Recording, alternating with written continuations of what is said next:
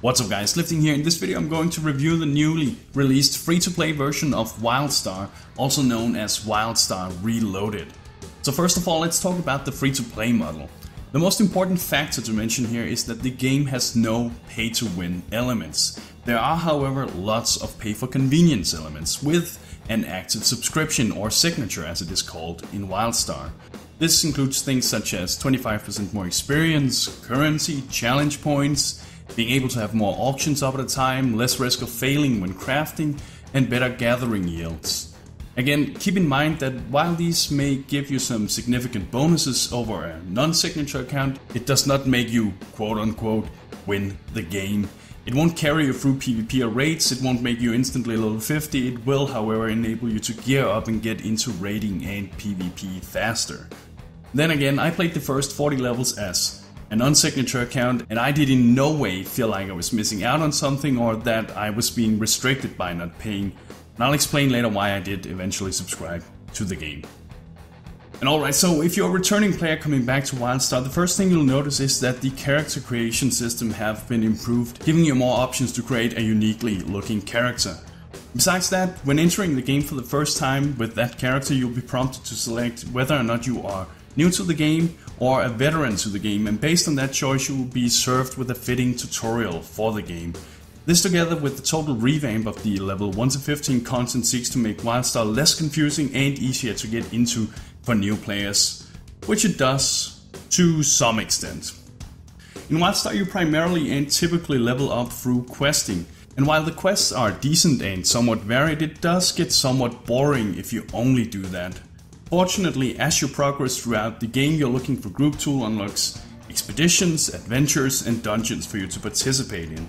These provide you with a very different and more challenging gameplay and reward you with lots of experience points, thus greatly speeding up your leveling process. Besides that, you also have your path missions, which, based on the path you chose when you made your character, provides you with unique quests related to that path. That said, you can, if you prefer, also level up by PvPing in the various battlegrounds, and while I haven't tested this in detail, it does feel slower than leveling through the questing. It is however completely viable if you have the patience for it. If you decide to do this, you will, as you compete in the PvP events, gain prestige, which is the PvP currency in Wildstar. This will give you access to PvP leveling gear, which greatly improves the enjoyment of the game. And I must say, if you aren't using PvP gear at the early levels of the game, it feels very unbalanced, as it is almost impossible to kill certain classes because of their methods of mitigating damage, thus making the PvP feel really slow and sluggish. But if you actually manage to gain 10 levels and get some PvP gear, that's when it gets fun and starts to work as intended. And now, as I said before, when you create your character you also get to choose a path profession. You can be an explorer, you can be a scientist, a soldier, and a settler. And by seeking out and completing missions for your chosen path, you get to experience another aspect of the game, which, depending on the path mission you choose, significantly adds to the enjoyment of the game and provides you with powerful rewards. Each path provides a different challenge. As an explorer, you'll have to seek out hidden caverns or climb the highest trees in the jungle in order to reach and find certain objects and place satellites. As a scientist, you will find ancient lore objects, which helps reveal the mysterious events that has been happening on Nexus. As a soldier, you'll be challenged with various combat events where you have to kill a certain amount of monsters or survive within a certain time frame. Lastly, as the settler, it is your job to construct various outposts, which then provides you and your allies with powerful buffs. And in my humble opinion, I have found the explorer and the scientist to be the most fun. And the reason for this is that while the settler and soldier does provide their own gameplay elements, they are pretty similar to what you otherwise constantly do anyway when leveling. As a soldier you kill and destroy a lot of stuff. Guess what? You do that while leveling anyway. As the scientist and explorer you are at least provided with some kind of alternative and more interesting gameplay. And I must say the dungeons and raids in Wildstar is amazing. The content is challenging, engaging, and tons of fun. The action-oriented combat model that Wildstar utilizes is the main reason for this. You can't just face roll through the content, you need to actively evade, jump, aim, time your abilities, etc, etc. That said, the non-veteran dungeons have been made somewhat easier with the relaunch compared to its original launch to make them feel more accessible to new players. That said, they still provide lots of challenge. As a new player to Wildstar, that means you'll most likely feel a bit overwhelmed by the sheer difficulty curve compared to other games in the genre. The good thing about this is that it makes practicing relevant, and getting better at playing your class is a very rewarding feeling in this game. When a game is able to challenge you and make you want to get better, then that by itself is a great accomplishment, as it adds to the longevity of the game. Look at it this way: if you were able to complete the dungeons and raids without trying too hard, then you would probably get bored pretty fast. Wildstar will make you feel like you have deserved those loot drops, as you have had to put all of your effort into obtaining it. And if you are a competitive type of player, this even adds further to the enjoyment of the game. Like many other MMORPGs, you can get a damage meter to show off various statistics for each player. By providing a challenging gameplay, these statistics become important when you wish to figure out how much each person contributes. And while this may sound horrible to some people, it is a ton of fun for other players to be able to show off just how much they do master their class, and based on that, how much they contribute to in each fight. As for the Endgame Pve content, there is currently 5 veteran adventures, 6 veteran dungeons, and 2 major raid instances available for you to challenge yourself with. And there are even rumors that a new raid instance is supposed to come out late this year or early next year.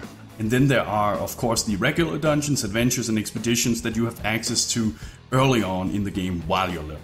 As for the PvP content, the game offers 3 different battlegrounds with various objectives. We have large-scale 30 vs 30 warplot battles, and there is, of course, the 5-on-5, 3-on-3, and 2-on-2 arenas, as we also know them from World of Warcraft.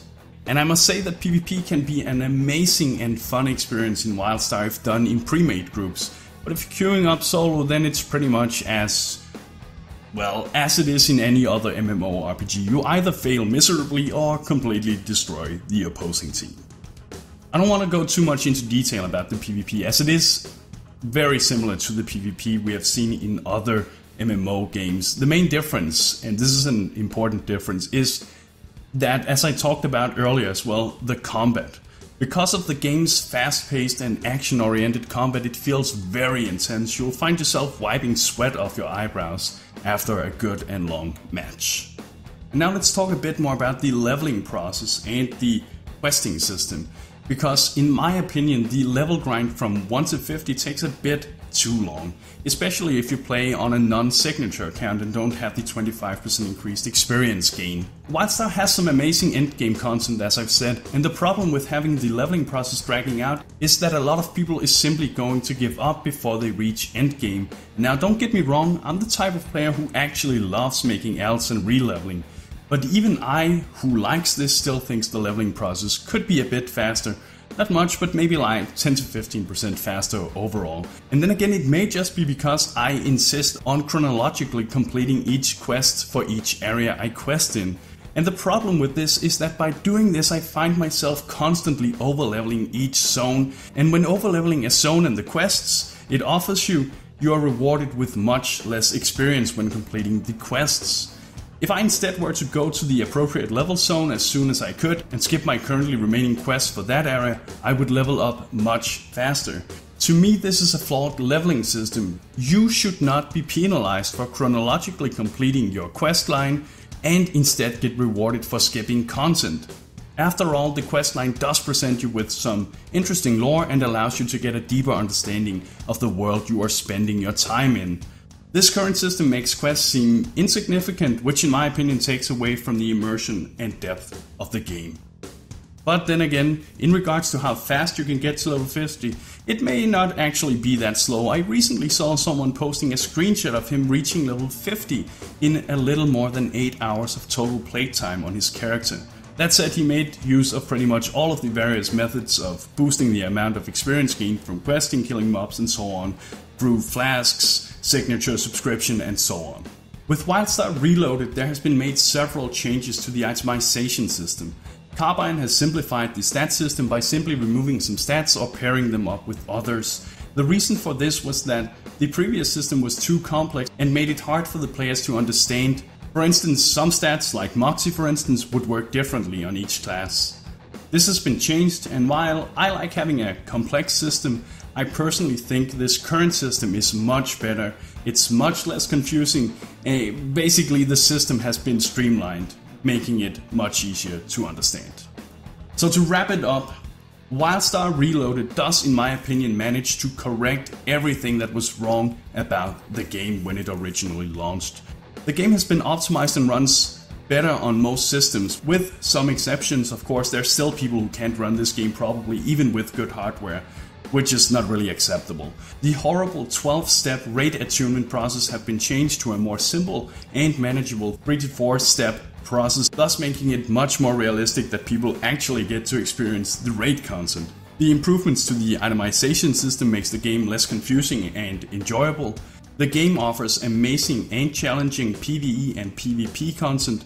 The humor, lore and story of the game is actually pretty engaging, and the game uses a very fair and none-to-pay winish monetization model in my opinion. And lastly, I also really enjoy the character progression system, as it is very complex and it allows you to build a character that you feel comfortable with in your own unique way, as long as you play it good.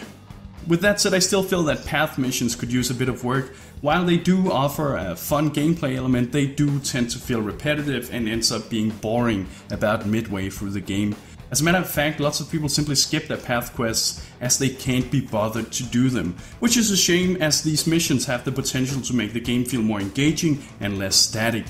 The same could be said for the questing system in the game. It does end up feeling very repetitive, and I can't figure out if it's the nature of the quest itself or if it's because the leveling system itself appears flawed if you chronologically follow the quest line, thus greatly slowing down your leveling pace, as I talked about earlier.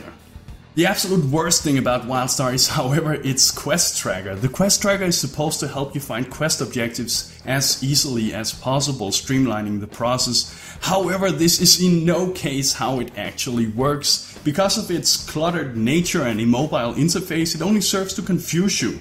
Before installing add-ons, I found myself having to go back multiple times to areas I had already visited.